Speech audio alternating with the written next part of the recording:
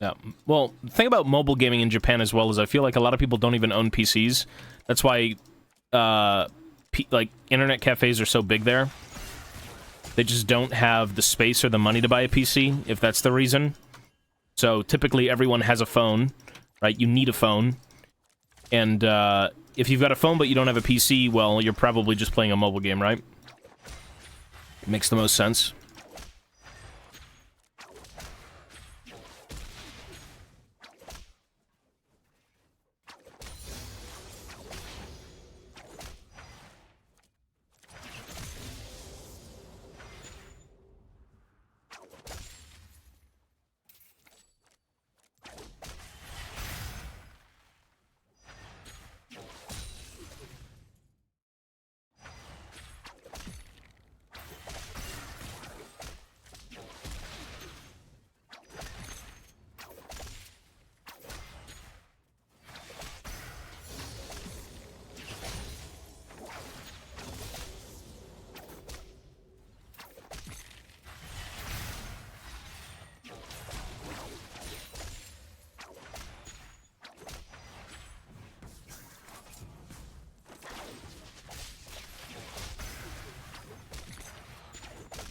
Lifestyle? For sure. Absolutely. It can be. It's a bunch of different things. I mean, the world is so different. You go to one place and it's nothing like where you live, right? Phone games are omega simple. Well, they're always simplified from what they're based on, if they are based on anything. Like, as an example would be Wild Rift. Wild Rift is an easier version of League of Legends, but that doesn't make it bad. It actually makes it, in a sense, sometimes more fun, just because there's no commitment. You get in a game, you get out of a game, right? Wild Rift, if you haven't played it and you have a phone, you should give it a try. It's unironically not bad at all. I thought it was pretty fun. It's definitely a different game because everything is so condensed. Like, as an example, if you want to look at Wild Rift, a tower is here, and a tower is here. Like here, type of deal. It's a squished game. Everything is much faster.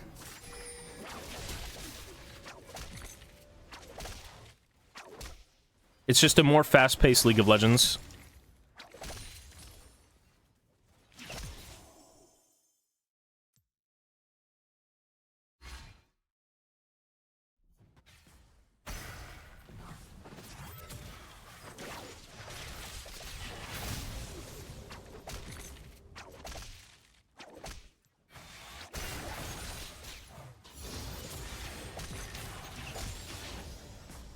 I mean, if you don't have a phone, then don't play phone games. The only phone game I played 24/7 was Raid Shadow Legends, so, you know, if you're gonna get a phone, it's gotta be that game or Wild Rift. It is what it is. Raid Shadow Legends.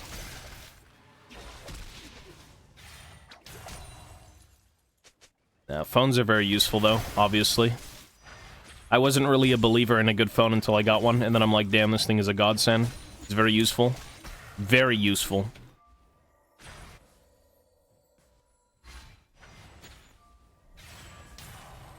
You know what's interesting, though, is there's, and this isn't just, like, again, over in India, over in Korea, where phones are probably more popular, but, like, there are hardcore communities based around phone games in the Western world. There are people in the United States who would rather wake up every day and play a phone game than get on their PC. And I've seen them. They stream this shit, too. It's really odd to look at. It's like, how could you get so addicted to a phone game when you have access to, like, a computer that can do everything else? Like... Yeah, it's crazy. Just, I don't know, the Star Wars games, Raid Shadow Legends, the Pokemon one, just a bunch of them. It's very interesting. Like, you don't fuck with those communities. Those guys are, like, super hardcore and will live and die by their phone games.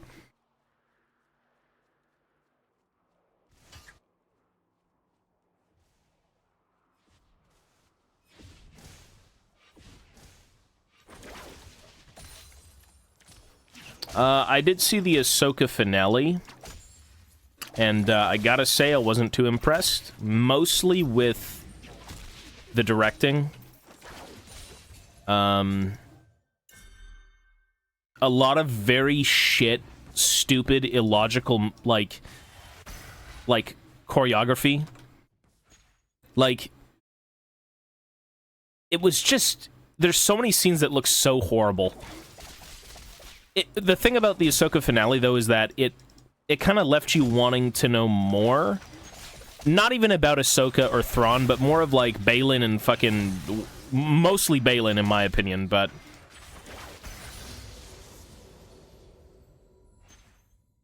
Like, I was more concerned with what Baylan was doing than, like, Thrawn going back to the galaxy or whatever and all this other shit.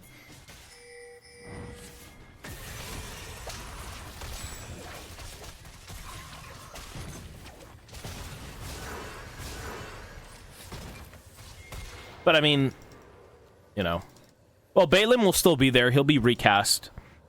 I think it is right to recast him. You can find another guy that looks like that actor. Because he was the coolest character in the show. 100%.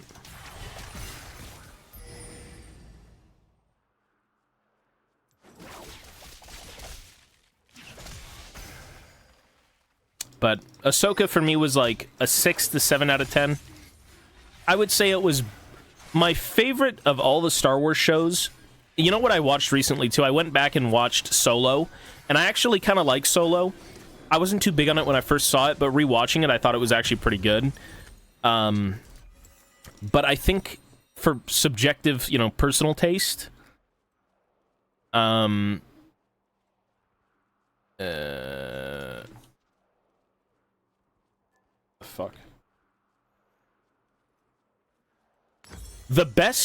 The one thing that should have had the coolest content that didn't was the Book of Boba Fett. I feel like the Book of Boba Fett had the coolest potential content, but it was shit. Obi-Wan was just shit. Andor was the best, and it had, like, the most, like... You would think a show like Andor, based on its characters, would be boring, but it was, like, the best writing... It was the best writing of any of the Star Wars shows. Like, Andor is really, really good. And Ahsoka was okay. 6 or 7 out of 10. It's just the directing kills it, bro. The way these people go about scenes just takes you out of it entirely. It's like, what are you doing? Like, it's even more illogical than a bunch of stormtroopers standing around getting blown up together. It was just dumb. I don't know if you've seen that part in the finale where three of them are standing there with their lightsabers, you know, and there's those dudes coming towards them. I'm not going to try and spoil it, but, like, holy shit, you see a scene like that and you're like, who the fuck choreographed that? Like, it's so dumb.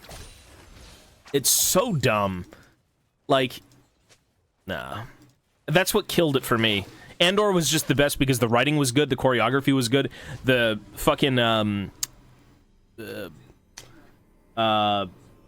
acting was very good. It's not that the acting was bad in Ahsoka, I thought the acting was great. It was more of what they were doing and certain things about it that just, you're like, what the fuck are you people doing? Why are you like that? Why are you standing like that? What are you doing with your arms? Like, at least make it believable. So... Like, if you've seen the finale of Ahsoka, you know exactly what I'm talking about.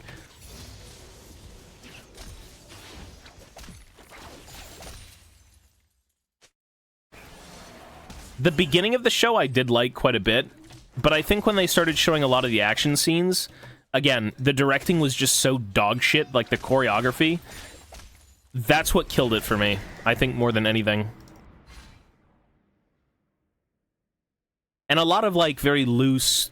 we don't know what everyone is doing type of deal. Like, Season 1 of Ahsoka clearly is setting up a bunch of different things to happen, but nothing actually happened. Only one thing happened. Or two. Right?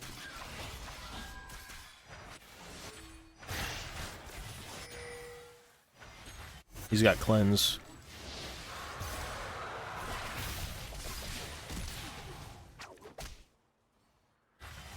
No, I think it should always be live action, because at the end of the day, live action is better than the animated stuff, in my opinion, just because it's truly them. It's how they would look in the universe. It's just... Hang on.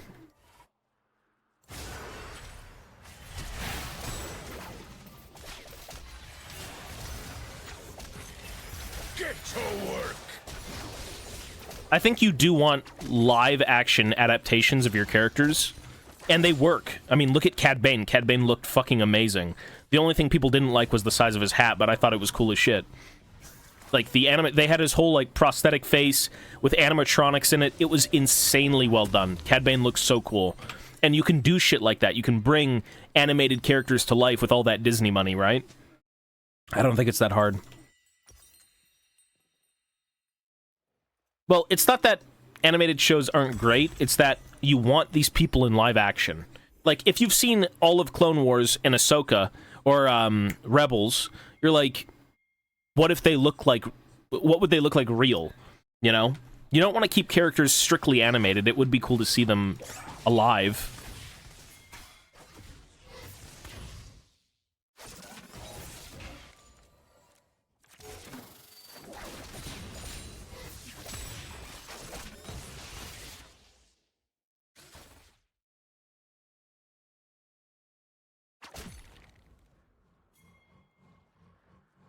I don't know about making them more distinct. Star Wars does a good job at making everyone pretty damn unique. Again, they have the money, they have the talent. I don't know, like, all the prosthetics, all the physical sets, everything they can do for Star Wars looks very good in live action. Most of it's always a hit. They never fail.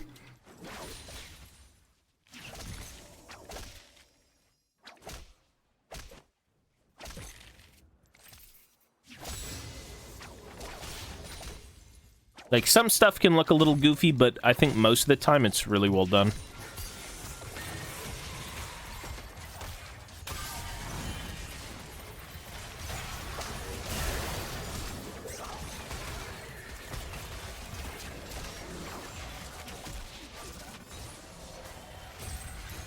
I don't think you're limited. I think you're maybe limited by certain actions, but live action, the technology is there. They can do a lot with it. I just like it more. It feels more grounded, feels more real.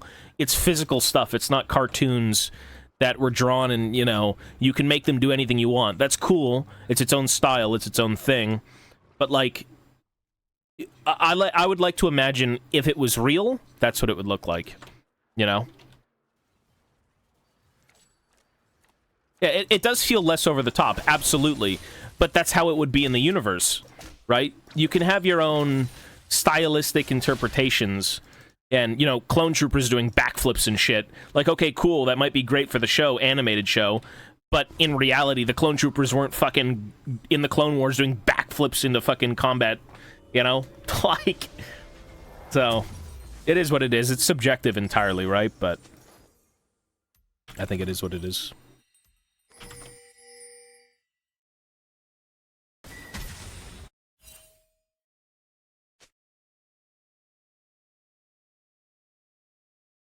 It's good to have both, yeah.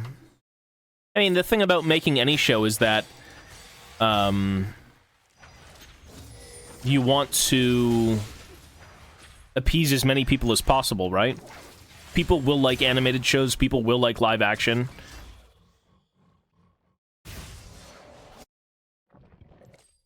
It's not that, you know, just only make live action, forget about animated. Animated stuff does look really good.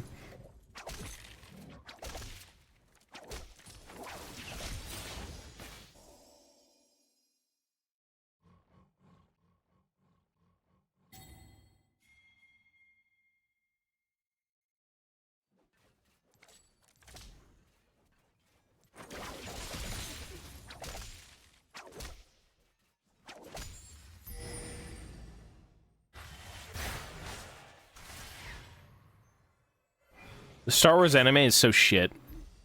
I watched that. Oh my god, it's disgusting. It's so disgusting. Like, oh my god, it's nasty.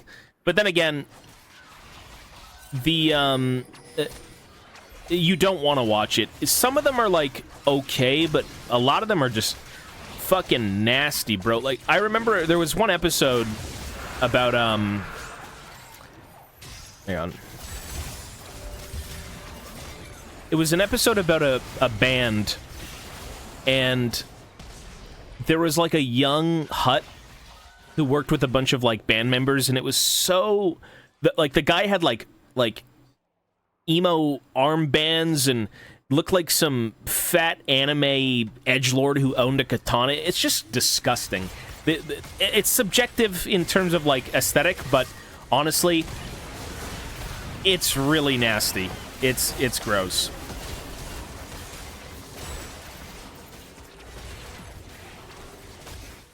They did a bunch of, like, really nasty aesthetics for that stuff. Some of it's okay, but not really a fan.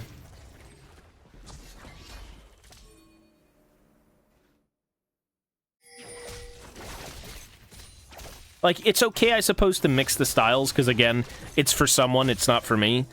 But I don't think it looked good.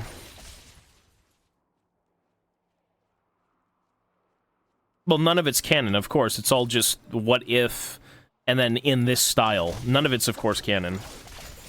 It can't be. Like, it's so goofy. I don't like anime in general, no. And I think even if you're an anime fan and you would watch some of these episodes, you'd be like, that's just disgusting. Like, it's just so... It's just aesthetically unpleasing in every way.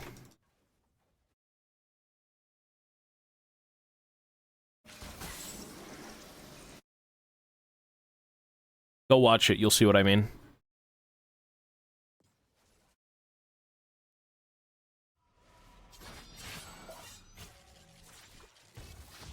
I think it's on, what, Disney Plus? What do they call it? What's the show called on Disney Plus? Star Wars... Visions? I think it's what it's called. Yeah, it's Star Wars Visions. Yeah, ugh. Ooh, that's a rough...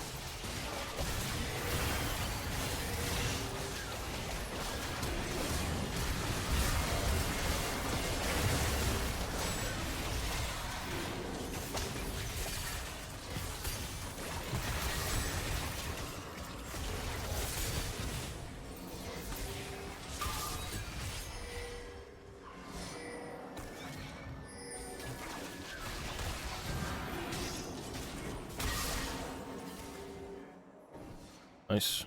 Sven, thank you, bro.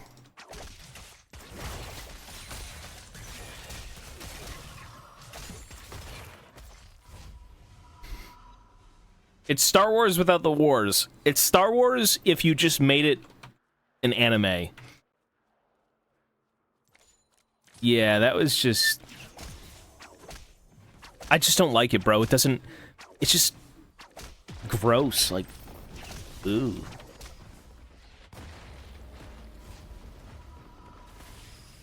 Again, it's good to make shows that are for multiple people, right? You can't... You don't want to just make a show that's...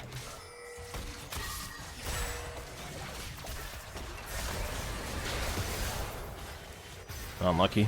You don't want to make a show that's not...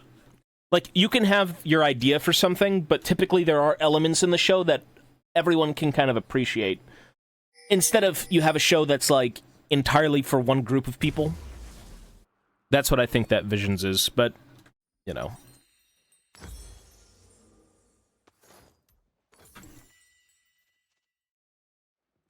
Yeah, I've seen most of it. I think Rebels... I didn't really get through Rebels. The style of animation is disgusting. Clone Wars, tolerable. Rebels was just ugly. It's an ugly show. I'm sure the writing is very good, but if you don't want to... If it's a show, you have to watch it. and the aesthetic of that show is dog shit. Personal preference, of course.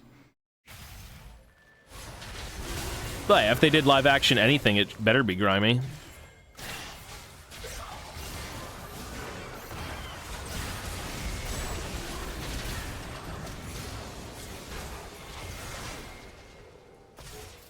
We can go in.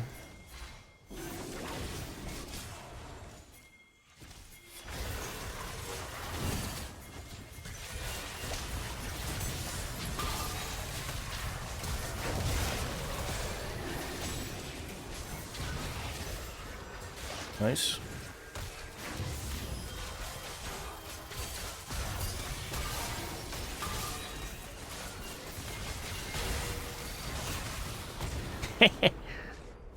Bad Batch is good. Yeah, I like the Bad Batch. It wasn't bad at all.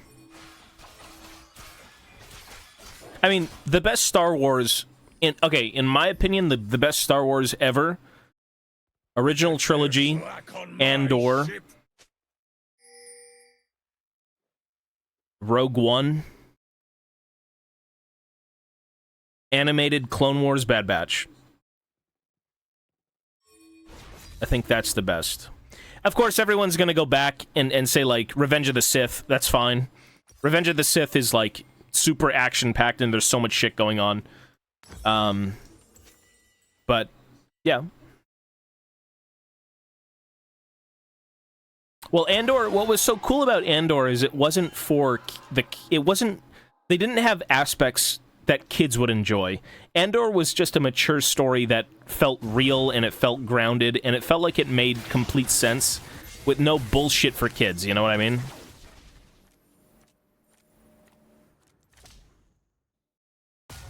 I'm gonna play Return to Moria, yeah.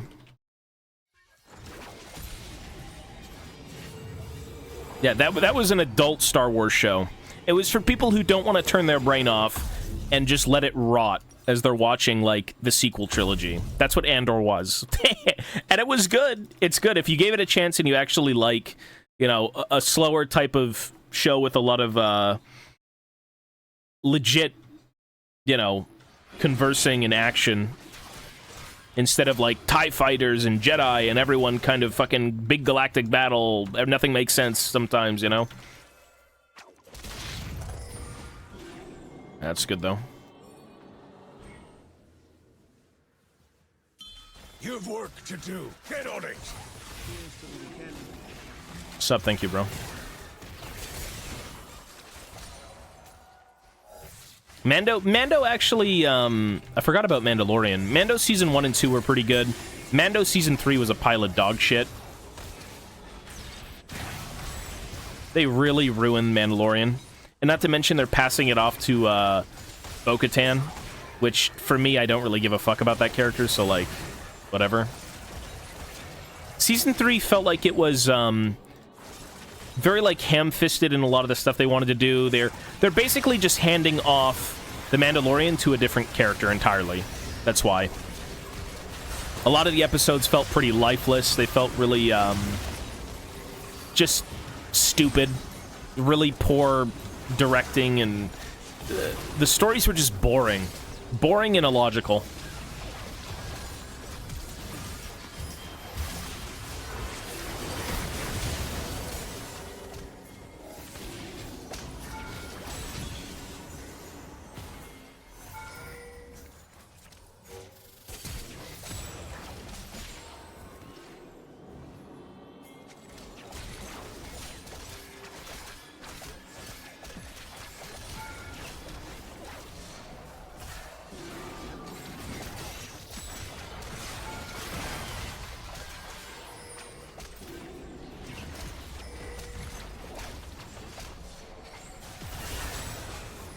Get the tower.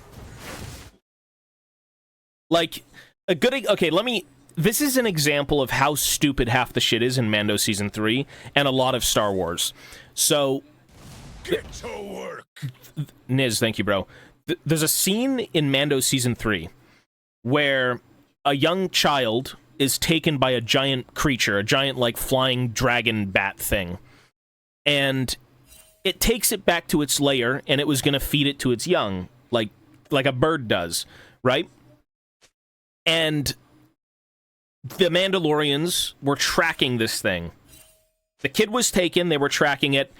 They run out of fuel, they can't follow it, so it gets away with the child. Turns out, they spend, I don't know, a day, a few hours, whatever, a very long time trying to find the nest, and they find the nest, and they're like, the kid's fine. We'll go in the morning and ambush them. And the second they climb the mountain and they get up to the nest, lo and behold, the big bat bird creature finally shows up. What convenient timing. right? Like, they had a whole day or two, plus all these hours to get there and stop the creature from feeding the kid to the babies, and the second they get up there, the creature arrives. Like, they were well behind this thing, right? They had to go back to their base, get their ships, they ran out of fuel. Like, these guys were so far behind, and it's so convenient that everything happens the second they get there. It's just really illogical, and it just takes you out of the show completely. Shit like that was littered all throughout Mando Season 3. It was littered in fucking Ahsoka. Just a bunch... Well, not too much in Ahsoka, I suppose, but it's like, turn off your brain, let it rot type of content, in a way, with some of the scenes. Like, it was just... Like... It didn't happen in Ahsoka. Maybe once or twice where scenes didn't really make sense, but Mando Season 3 was just dumb as fuck. The Mythosaur was cool. Yeah, there were aspects of Mando that were cool. You know, I'm not saying the whole show is garbage, but, like, stuff like that is what just destroys any sort of immersion, any sort of believability. Nah, Ahsoka was fine. I think aspects of Ahsoka was dog shit, but I think Ahsoka overall was like a 7 out of 10. It was better than Boba Fett. It was better than Obi-Wan, in my opinion. Again, I think Boba Fett should have had the coolest content. Bounty hunters, you know, aliens, like the galaxy's scum, like shit you want to see that you typically don't because you're too, you know, bent up on seeing Jedi 24/7. And the show just sucked, so...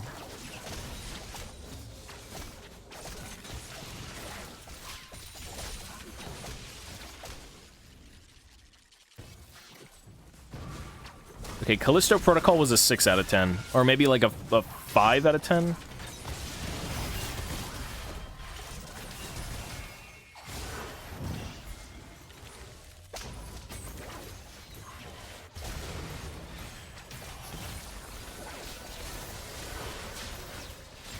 Oops.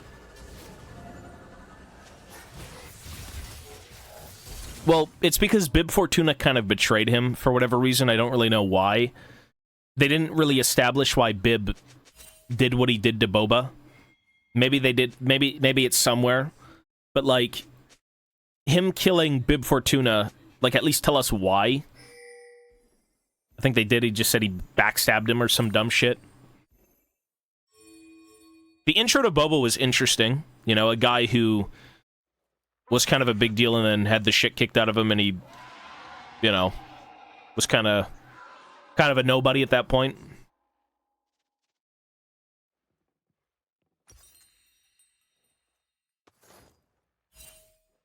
More context is needed with these things. Why does Boba Fett want to rule Tatooine? Why does he want to... Like, who are these people he has ties to? The Tusken Raiders? Okay, sure, I can kind of understand. They saved him, they took him in, they gave him a new way to kind of view things. I get that, but, like... The people of Mos Espa, they don't owe you shit. The people in Jabba's palace aren't your friend. Nobody is your friend. They didn't take you in and make you their own. You shot a guy in cold blood, you took his throne, and you want to rule their people?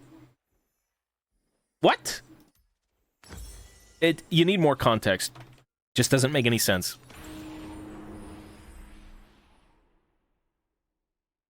Well, yeah, they didn't do that. Well, they kind of had the whole mafia thing with the families, right, at one point, and then the families betray him, but it's in such a goofy fashion, right?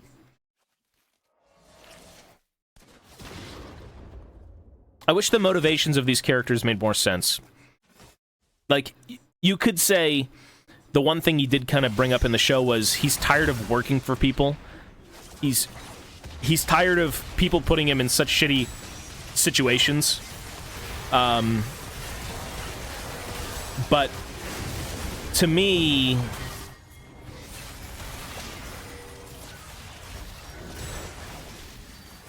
it still begs the question. It's like, so now you're gonna do that to people? You know, what are you gonna do for them? You want to make everything fair?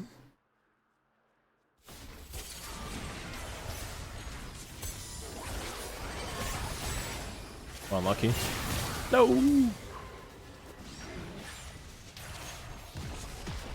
Alright, I gotta go, folks. I gotta head out. I have a lot of stuff to do today. Last day in Toronto.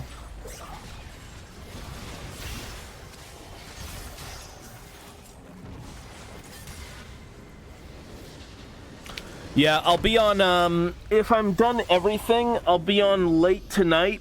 There's no way I can be on tomorrow. Wait, today's Saturday, right?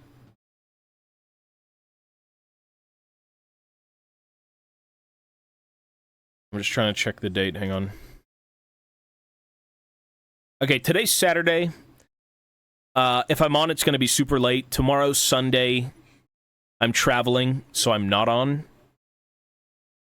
I'll be back realistically Monday, and we're going to be streaming 24/7 because we're back in Montreal.